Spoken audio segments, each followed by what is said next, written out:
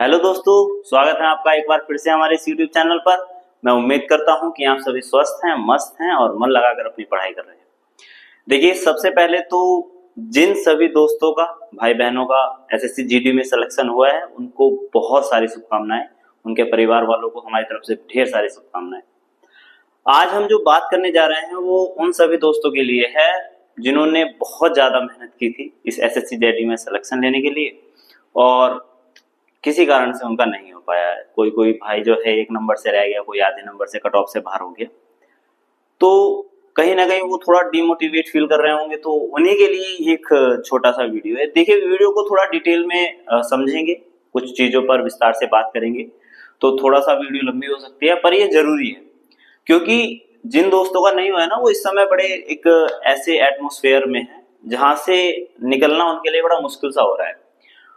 तो सबसे पहली चीज तो ये समझ लीजिए कि आप जो है ज्यादा लोड मत लीजिए, क्योंकि आपने जिस कंपटीशन को चुन रखा है ना, ये एसएससी, ये अपने आप में बहुत बड़ा क्राइटेरिया है। मतलब इसमें इतनी जॉब है और हर साल जॉब है। अब पिछले 2-3 सालों से तो लगातार इतनी जॉब आ रही है, हाईएस्ट जॉब आ रही है, इससे ज्यादा कोई और जॉब भी दे ही नहीं रहा है। तो कहीं ना कहीं आप सबसे पहली चीज तो आप ये चीज मान लीजिए कि आपने जिस इस कंपटीशन को चुन रखा है ना, तो वो बहुत परफेक्ट है आपके लिए। और आप जब इन सब चीजों में तैयारी कर ही रहे हैं तो कहीं ना कहीं आप लगे रहिए। आपको इतना ज्यादा डिमोटिवेट फील होने की कोई जरूरत नहीं है कि आप जो है अब कमरे में ही बंद हैं कि यार पता नहीं अब क्या होगा, कैसे होगा। इन सब चीजों पे आज जो है हम डिटेल से बात करेंगे और क्या क्या चीजें हो सकती हैं और कितने अभी ऑप्शन हैं हमारे पास, उन सब चीजों पर बात करेंगे।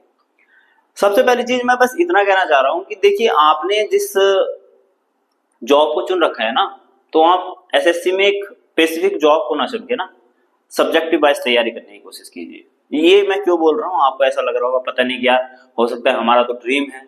देखिए, आपको अगर उसे अपने ड्रीम मान रखा है, वही आपका लक्ष्य है, तो बहुत अच्छी बात है। क्योंकि एक लाइन बोली जाती है कि देखिए, आपको जिंदगी में वो नहीं मिलता जो आपको चाहिए, बल्कि वो मिलता है जो आपको चाहिए ही चाहिए। मतलब उसके लिए आप बिल्कुल कटिबद्ध हैं कि बस यही चाहिए और कुछ चाहिए ही नहीं। तो वो बहुत आपका जो एटीट्यूड है, वो पॉजिटिव एटीट्यूड है, उसे बना के रखिए। बहुत अच्छी बात है, बना भी होना चाहिए। पर हम जो है ना, एक बहुत नॉर्मल सी फैमिली से आते हैं जहां से पढ़ाई के खर्चे भी बड़े मुश्किल से पूरे होते हैं। तो हो सकता है जिस जॉब की आपने बिल्कुल ऐसे कटिबद्ध हो, जिस जॉब के प्रति वो थोड़ा उसका टाइम ड्यूरेशन है वो बहुत लंबा हो, एग्जाम में बहुत डिले होता हो, या फिर वैकेंसी कभी कम आती हैं, कभी ज्यादा आती हैं, इस तरीके की चीजें। पर अगर हम एक नॉर्मल बैकग्राउंड से आते हैं ना, तो हमारा इस तरीके का ना सबसे पहला तो मेन मोटिव होना चाहिए भाई जॉब। देखो, जब जॉब हो जाती है ना, तो एक कहीं ना कहीं बहुत पॉजिटिविटी दे देती है। मतलब सही एज में जॉब मिलने का मतलब है कि ठीक ठाक वाली पॉजिटिविटी आ जाती है। फिर उसके बाद जो है बहुत सारे ऑप्शन हमारे पास खुले रहते हैं। देखिए, वीडियो में बात ही करनी है तो आपको ऐसा ना लगे कि ये तो बस बकवास ही कर रहा है। ठीक है, जो पढ़ाने वाली वीडियो उनमें मैं पढ़ा भी रहा हूँ, आप देखिए चैनल पे, आपको वो सब चीजें मिल जाएंगी। पर चूंकि ये बस कुछ चीजों का डिस्कशन करने के लिए है, तो सबसे पहली बात, अब आगे क्या, तो आगे क्या, अब आगे बात करेंगे कि आगे क्या नहीं, आगे तो बहुत कुछ है। अभी कहाँ, जंग अभी जारी है। तो अपनी कुर्सी की पेटी बांध लीजिए, क्योंकि मौसम बिगड़ने वाला है ना। और हम सारी चीजों के बारे में बहुत डिटेल में बात करने वाले हैं, तो समझने की कोशिश करते रहिए। सबसे पहली चीज तो आप ये समझ लीजिए, जिस बारे में मैं बात कर रहा था, कि देखो, आपको ना एक स्पेसिफिक जॉब की ना तैयारी करके एसएससी में आपको सब्जेक्टिव वाइज तैयारी करनी चाहिए। देखिए, एसएससी में ना बहुत सारी जॉब आती है। सबसे पहले हाईएस्ट से लोएस्ट की तरफ चलते हैं। देखिए, एसएससी में अगर हम चीजों को शुरुआत करते हैं ना, तो जैसे आपका सीजीएल हो गया, ठीक है, आपका सीएचएसएल हो गया, आपका एमटीएस हो गया जो अभी चल रही है, आपका एलडीसी हो गया, फिर आपका जीडी हो गया, जेई हो गया। ये थोड़ी अलग हो जाती हैं जेई वगैरह चीजें जो हैं, पर मेन अगर मैं बात करता हूं तो ये सब चीजें वो हैं जो आपकी एसएससी में देखने के लिए मिलती है। और कहीं ना कहीं सबका सिलेबस भी सेम सेम सही है। बस एक आप जो है जीडी को अगर देखें तो आप मतलब अलग अलग जॉबों में कुछ चीजें आ जाती हैं, जैसे शॉर्ट हैंड वगैरह जुड़ जाती हैं या हिंदी जुड़ जाती है, वो बहुत लिमिटेड है। पर अगर हम इन सभी की बात करें तो पॉजिटिव पॉइंट तो ये है कि हर साल वैकेंसी आती है, ठीक है, चाहे कम आए या ज्यादा आए पर आएंगी हर साल। सबसे पहला प्लस पॉइंट तो ये मान के चलिए कि आपको इतना ज्यादा डिमोटिवेट होने की जरूरत नहीं है। अगर आपने बहुत ज्यादा मेहनत की थी तो वो खराब नहीं जाएगी, फिर आएगी वैकेंसी, फिर लगेंगे, फिर मेहनत करेंगे, ठीक है, क्योंकि आप सभी योद्धा हैं तो बिल्कुल योद्धा की तरह लड़ते रहिए। तो इस तरह की वैकेंसी फिर से आएगी। अब अगर हम एसएससी के सिलेबस की बात करते हैं ना, तो देखो सिलेबस में आप सभी को पता है कि 4 मोस्ट इंपोर्टेंट सब्जेक्ट हो जाते हैं जहां से एसएससी का सिलेबस बनता है। सबसे पहली चीज आपका मैथ, दूसरा आपका जीएस, तीसरा आपकी रीजनिंग और चौथा आपका जो इंग्लिश, ठीक है। अब ये और एक्स्ट्रा में आ जाते हैं, जैसे अब बहुत सारी शॉर्ट हैंड वाली आ जाती हैं और बहुत सी जो है हिंदी वाली आ जाती है, पर मोस्टली जो है वो ये 4 सब्जेक्ट हैं। तो आप जैसे मैं बता रहा हूं कि आपको ना एक सब्जेक्टिव वाइज तैयारी करनी है। अब सपोज दैट आपने जो है मैथ पढ़ लिया और मैथ को आपने इस तरीके से पढ़ा है कि आपके सामने एसएससी की कोई भी भर्ती आ जाए, मतलब आप सीजीएल लेवल का सपोज दैट मैथ को तैयार कर लेते हैं, आपने मैथ को तैयार किया है सीजीएल लेवल का, क्या लगता है आपको कोई टिक जाएगा उसके सामने? भाई वो उस लेवल पर तैयार है। हाँ, आप ये कह सकते हैं कि भाई अभी हमारा लेवल नहीं है, पर लेवल तो बढ़ाने से बढ़ेगा ना, ऐसा तो है नहीं है कि एक दिन में बन जाएगा, समय लगता है सभी चीजों को, तो थोड़ा सा समय दे रहे हैं तो थोड़ा सा और सही। पर एक सब्जेक्टिव है कि आपको पता है कि भाई मैथ के हम 2 पोर्शन पे बात कर रहे हैं, एक तो अर्थमेटिक हो जाता है आपका और एक एडवांस हो जाता है, ठीक है। अब आपने मैथ को ना जो तैयार किया है वो सब्जेक्टिव वाइज तैयार किया है, ये इसलिए तैयार नहीं किया है कि मुझे जीडी का ही देना था। मैं अब की बात नहीं कर रहा हूं, मैं कह रहा हूं कि अब से आगे की तरफ को जो करना है, जो चीजें अब से करनी है उनके बारे में बात कर रहे हैं। वो आप कहीं भी पढ़िए, ये आपके अपने कुछ फेवरेट टीचर हो सकते हैं, बहुत अच्छी बात है, पर हार मत मानिए, ठीक है। मेरा सीधा सा मुद्दा ये है कि आप किसी एक जॉब के ऐसे मत कीजिए कि बस ये जीवन में नहीं है तो कुछ नहीं है। देखो बहुत जीवन अभी बहुत लंबा है, ये तो शुरुआत है, ऐसे तो पता नहीं कितनी एग्जाम आएंगे, कितने जाएंगे, सब चलता रहेगा, पर मेन मोटिव है कि हमें ना अपने मेंटेलिटी को इस लेवल पर सेट रखना है कि बाय चांस अगर नहीं भी हुआ ना तो अगले दिन से फिर से वही किताबें उठा के फिर से लग जाए, ये वाला एटीट्यूड चाहिए, ठीक है। तो सबसे पहले अगर हम मैथ की बात करें तो भाई मैथ में आपको पता है कि एक अर्थमेटिक है, एक एडवांस है, आपको 2 ये मैथ पढ़ने हैं और आप इन्हें इस लेवल पर तैयार कीजिए कि आपके सामने अगर सीजीएल भी आ जाए ना, अब आपको लग रहा होगा कि बोलना बहुत आसान है भैया, करके देखो तब पता चले। तो मैं ये नहीं कह रहा हूं कि भाई बहुत आसान है, वाकई बहुत मुश्किल है, पर करना पड़ेगा भाई, जॉब चाहिए ना तो करना पड़ेगा, तैयारी कर रहे हैं तो करो। ये तो अब जब आजादी चाहिए थी तो गांधी जी का लास्ट में एक ही नारा था, करो या मरो, तो भाई सिचुएशन है भाई, पढ़ना है तो करना तो पड़ेगा, तो पढ़ना पड़ेगा भाई। और इस लेवल पे तैयार करो कि बाय चांस अगर सीजीएल का भी देना पड़े ना तो हारो नहीं, ठीक है भाई, निकाल देंगे। उसके बाद में हम बात कर ले रहे हैं जीएस में। देखो जीएस में ना अब ये सब चीजें जैसे मैंने बताया इतनी इस तरीके की वैकेंसी रहेंगी, ठीक है, और हम बात कर रहे हैं जीएस की। तो अगर हम जीएस की बात कर रहे हैं तो भाई जीएस में हमें पता है कि बड़े बड़े 4 सब्जेक्टों पर हम बात कर ले रहे हैं। सबसे बात जो आ जाती है अपनी पॉलिटी की, ठीक है, पहला सब्जेक्ट। दूसरा हमारा आ जाता है ज्योग्राफी, आ जाता है हिस्ट्री का, और चौथा हमारा आ जाता है इकोनॉमी का। ये तो हो गए जो हमारे स्टैटिक वाले हैं, ये रहेंगे ही रहेंगे। और जो सबसे बड़ा मुद्दा बना रहता है वो रहता है करंट अफेयर का, ये तो आपको पढ़ना ही पड़ता है। बहुत सारी किताबें हैं जो करंट अफेयर आपको प्रोवाइड कराती हैं, जैसे प्रतियोगिता दर्पण हो गई या महासागर जैसी किताबें आ जाती हैं, ठीक है। इनसे आप करंट अफेयर को कंटिन्यू, ये तो देखो आप, ये वो सब्जेक्ट हैं जो आपको पढ़ने पड़ेंगे, मतलब आप तैयार करके चलिए, ठीक है। स्टैटिक का पोर्शन अपना अलग हो जाता है, वो तो बहुत रेयर सी बातें हैं कि आपको वो करनी ही पड़ेंगी। पर पढ़ाई का मतलब सिर्फ जॉब लेना नहीं है कि हाँ आपने मतलब जो जॉब ले ली और आप बिल्कुल ऐसे कि ठीक है आप जॉब ले ली और किताबें रखी साइड में, अब हम पढ़ाई से कोई मतलब नहीं है, मतलब इस सोच को मत चलिए कि ऐसा पढ़िए कि वो आपकी ना एक स्टेबिलिटी को बनाए रखे, समझ रहे हैं ना।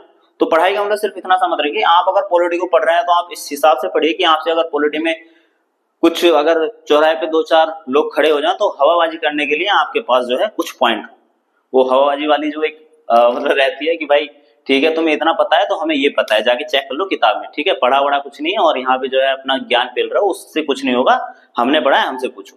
तो वो वाला एक एटीट्यूड आ जाता है आपके अंदर। तो आप पॉलिटी को आप इस लेवल का तैयार कीजिए। फिर दूसरी चीज है आप ज्योग्राफी में, देखिए ज्योग्राफी में 2-3 पोर्शन हो जाते हैं भाई, एक तो वर्ल्ड ज्योग्राफी हो गया और एक इंडियन ज्योग्राफी हो गया। इन सब चीजों को आप उस लेवल पे तैयार कीजिए। देखो थोड़ा थोड़ा समय लगेगा, ऐसा नहीं है कि ये मैं बातें बता दे रहा हूँ और सब हो जाएगा। भैया ऐसे हो जाता तो सभी ना कर लेते। तो मुश्किल है तभी तो तुम हो, क्योंकि काम मुश्किल है तभी तो तुम कर रहे हो। आसान होता तो हर कोई कर लेता, ठीक है ना। तो फिर जब इतना मुश्किल काम कर रहे हैं तो थोड़ी सी मुश्किल और सही। तो फिर जैसे हम बता रहे हैं कि आप इस तरीके से इन सब्जेक्टों को सभी को तैयार कीजिए। करंट अफेयर कंटिन्यू पढ़ते रहिए, एक टाइम टेबल सेट कर लीजिए जिस हिसाब से पढ़ पाए। उसके बाद हम बात कर रहे हैं अपनी रीजनिंग की। तो रीजनिंग में भी इतना कुछ ये नहीं है कि बहुत ज्यादा समय लेती है। रीजनिंग ही मेरे ख्याल से ऐसा लगता है कि जो इन चारों सब्जेक्टों में आपको एक रीजनिंग पढ़ के थोड़ा सा रिलीफ मिलता होगा, आराम मिलता होगा, चलो यार कुछ तो आता ही है। ऐसा होता होगा कि भाई ना मैथ के क्वेश्चन बन रहे हैं, ना जीएस के बन रहे हैं, ना इंग्लिश कुछ पल्ले पड़ रही है, पर हाँ रीजनिंग ऐसा है कि कुछ तो चलो आ ही रहा है, कुछ तो है समझने लायक। तो भाई रीजनिंग को तैयार करने के लिए ज्यादा बड़ा इशू नहीं है कि हाँ बहुत जो है कि कुछ समझ में नहीं आ रहा। अगर आप एसएससी में है और आपने जीडी की तैयारी की है तो आपने रीजनिंग पढ़ी होगी, आपने जो है इजीली इसे हैंडल कर लिया होगा। दूसरी चीज आ जाती है भाई अपनी इंग्लिश की, ठीक है। 3 महीने मान के चलो, ठीक है, 3 महीने तुम कंटिन्यू दे दो, ठीक है, 1-1.5-2 घंटे जितना भी आप दे पाओ इसे, पर 2 कंटिन्यू, ठीक है भाई। 3-4 चीजें हैं।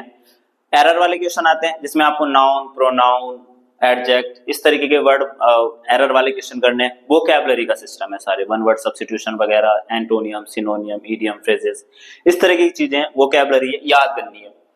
3 महीने, मैं कह रहा हूं 3 महीने दे दो तुम, ठीक है। जितनी ईमानदारी से दोगे उतना तुम्हारा प्रॉफिट है। और इतना ही भाई, जितना 3 महीने ऐसा लग रहा है, हो सकता है मैथ को थोड़ा सा ज्यादा समय लग जाएगा, बस इतना। और ये जीएस इसे तो आपको कंटिन्यू पढ़ना है। रीजनिंग को मैं कह रहा हूं कि अगर आप पूरी ईमानदारी से झोंक देना, मतलब बढ़िया तरीके से, तो 1 से 2 महीने का भी मटेरियल नहीं है कि हाँ आपको 1 से 2 महीने भी लग जाए। एक महीने में कर लेते हैं बहुत से, ठीक है ना। और बहुत से दिग्गज तो ऐसे हैं आजकल जो सच में कंपटीशन में बैठे हैं ना पिछले कई सालों से, जिन्होंने 2-3 साल निकाल दिए, उनके लिए रीजनिंग जैसा सब्जेक्ट ही अब ज्यादा मायने नहीं रखता है। एक हफ्ते में निपटा देते हैं कि लाओ दिखाओ जो है रीजनिंग ही खत्म करके मानेंगे। तो ये था मतलब मेरा एक छोटा सा कि भाई आप इस तरीके से जो है थोड़े सब्जेक्टिव चीजों की तैयारी करें। आप इस चक्कर में ना रहें कि यार जो है ये जॉब आनी है, ये जॉब आनी है। ये वो सब्जेक्ट हैं जो आपको स्टेट के लगभग सभी एग्जामों में, चाहे वो एसएससी का हो या आपके जो बैंक से रिलेटेड हो जाते हैं उनमें, बस ये है कि उनमें रीजनिंग और इंग्लिश जैसी चीजें थोड़ी सी डीप आ जाती हैं, आती वहां भी। तो सेंटर से रिलेटेड जितनी भी आपको जॉब देखने को मिलेंगी, आईबी वगैरह की जो भी जॉब आएंगी, वो यही सब सब्जेक्ट में देखने के लिए मिलेंगे, ठीक है भाई। तो ये तो हो गई कि तुम्हें तैयारी कैसे करनी है। आप एक प्रॉपर टाइम टेबल बनाइए, आप एक प्रॉपर अपने आप को टाइम दीजिए, डिस्ट्रैक्शन से थोड़ा दूर रहिए, क्योंकि इस समय देखो डिस्ट्रैक्शन की दुनिया है, हर जगह तुम्हें डिस्ट्रैक्शन ही मिलेगा, ठीक है। 2-4 लोग क्या बात कर रहे हैं, इन सब चीजों से थोड़ा सा ध्यान हटाइए, क्योंकि उनका काम है वो तो बात कर दे रहेंगे, आप अपने काम पे लगाइए थोड़ा ध्यान, इन सब चीजों से हटिए, कोई मतलब नहीं है इनका। दूसरी चीज है, अब ऑप्शन क्या है भाई। चलो ठीक है भैया, ये तो तुमने बता दी कि इस तरीके से तैयारी करनी चाहिए, ये कर लेना चाहिए, वो करना चाहिए। अब हमें ये तो बता दो कि हम अगर ये कर लेंगे तो है क्या हमारे पास ऑप्शन। तो अभी ऑप्शन बहुत है, उनकी बात कर ले रहे हैं कि ऑप्शन एक्चुअल में क्या क्या चीजें हैं आपके पास। देखो जीडी का तो अभी कोई ऐसा खास नोटिफिकेशन नहीं है, पर हाँ इस चीज की गारंटी है कि आएगा। तो ऐसा नहीं है कि आएगी नहीं जीडी की भर्ती, है ना, आएंगी तो है, पर हो सकता है थोड़ा टाइम लग जाए। 2 वैकेंसी इस समय ठीक ठाक लेवल पर चल रही है। देखिए एक तो है सीजीएल की, ठीक है, और दूसरी है एमटीएस की। एमटीएस में भी ठीक ठाक वैकेंसी है, तकरीबन 8,000 प्लस ही है, ठीक है। और सीजीएल में भी ठीक ठाक वैकेंसी है। दोनों में वैकेंसी जो है आप एक बार सरकार रिजल्ट पे चाहिए और अच्छे से चेक कर लीजिए। डेट बता दे रहा हूँ, सीजीएल की जो डेट है ना फॉर्म फिल करने की, वो अभी 27/7/24 है।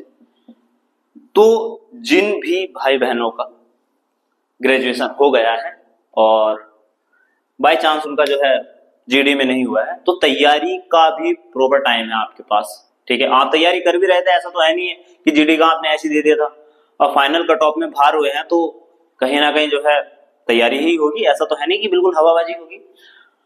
तो जो ग्रेजुएशन कर रहे हैं, मैथ, रीजनिंग और जीएस तो आपने पढ़ी थी, इंग्लिश नहीं पढ़ी थी क्योंकि जीडी में आपने हिंदी को कवर किया था, अब हिंदी की जगह थोड़ा इंग्लिश पढ़ लीजिए, थोड़ा प्रॉपर टाइम दे दीजिए, अच्छे से थोड़ा सा टाइम दीजिए उसे। और जो इंटर और हाई स्कूल बेस पर है, ठीक है, ये तो आपकी ग्रेजुएशन बेस पर है, और ये 10th बेस्ड पर है। 10th का मतलब है 12th बेस पर भी हो गया, नहीं अगर ग्रेजुएशन भी है तो ग्रेजुएशन वाले भी डालिए, ऐसा मत, मिनिमम एज जो है वही 18 साल है। तो एमटीएस के लिए ये है, इसकी जो लास्ट डेट है वो 30 है, 30/7/24 है। तो आपके पास दो बेहतर ऑप्शन हैं अभी। थोड़ा इस जोन से बाहर आइए, डिमोटिवेशन वाले कि अब क्या होगा, कैसे होगा, ये होगा। अरे जवान हो, जवानों की तरह जो ऐसे बिल्कुल ऐसे मतलब बिल्कुल फील ना करो कि यार पता नहीं अब ये वो सब चीजें, अभी दुनिया स्टार्ट हुई है मेरे भाई, अभी तो बहुत कुछ देखना बाकी है। तो लगे रहें जंग में, ऐसा ना करें कि बिल्कुल इतना मोरल डाउन करने कि आगे की पढ़ाई ही ना हो पाए फिर। क्योंकि पढ़ाई का एक बेसिक सा रूल है कि अगर आप पढ़ाई से एक कदम दूर जाते हैं ना, तो पढ़ाई आपसे 10 कदम दूर चली जाएगी। तो वो कदम भी पीछे मत हटाइए, मतलब अगर कल रिजल्ट आया ना तो आज से लग जाइए कि ठीक है नहीं हुआ कोई बात नहीं, इतनी एनर्जी रखिए अपने अंदर कि आज से फिर शुरू। तो मैंने दो चीजों के बारे में बात की है बेसिकली। सबसे पहली चीज हमने बताई थी कि आपको किस तरीके से तैयारी करनी है, आपको सब्जेक्टिव तैयारी करनी है, स्पेसिफिक किसी जॉब की तैयारी मत कीजिए, क्योंकि बहुत सी वैकेंसी तो अभी तो न्यायालय में जाएंगी और फिर पेपर लीक होंगे, ये सब चीजें घटनाएं होती रहती हैं।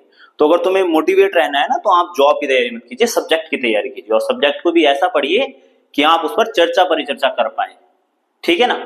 तो हमने बात की कि आपको कैसे पढ़ना है, और दूसरी हमने बात की कि आपके पास कौन कौन से ऑप्शन हैं अभी फिलहाल में, आप इन पर ट्राई करें। और ट्राई से मतलब एकदम बेहतरीन वाला ट्राई करें, ऐसा मतलब कि ठीक है चलो ये नहीं हुआ तो किसी ने ये वाला तुम्हारे लिए सेलेक्ट किया था कि तुम्हारी जिंदगी यहाँ नहीं यहाँ जाने वाली थी। वीडियो थोड़ा लंबी हुई है तो उसके लिए देखो भाई, मैंने पहले ही बता दिया था कि हम पूरी डिटेल में बात करेंगे, तो बोर तो शायद नहीं हुए होंगे, ऐसी तो कोई बात नहीं बताई बोर होने वाली। फिर भी अगर हो गए हो तो कोई बात नहीं, रिफ्रेश रहो थोड़े से और पढ़ते रहो, मस्त रहो। वीडियो को लाइक करो, शेयर करो, कमेंट करो, और क्या क्या चीजें तुम्हें चाहिए वो वीडियो में कमेंट में बताओ कि हाँ इस चीज पर, इस टॉपिक पर और वीडियो बनाओ, तो वो भी तुम्हारा भाई तुम्हारे लिए लेके आएगा, उसकी भी लोड नहीं लेनी है। फिलहाल तुम्हारे भाई ने तुम्हें एक बहुत बढ़िया स्ट्रेटेजी बताई है, मतलब मेरे हिसाब से तो बढ़िया ही है, तुम्हारे हिसाब से जो बढ़िया लगे काम करो उस पर करो, है ना। मैं ये भी नहीं कह रहा हूँ कि मेरी ही स्ट्रेटेजी पे काम करो, जैसी तुम्हें अच्छी लग रही है वैसे काम करो, ठीक है। तो चलिए मिलते हैं फिर किसी और अलग वीडियो में, किसी और बातों के साथ, ठीक है। तब तक के लिए जय हिंद।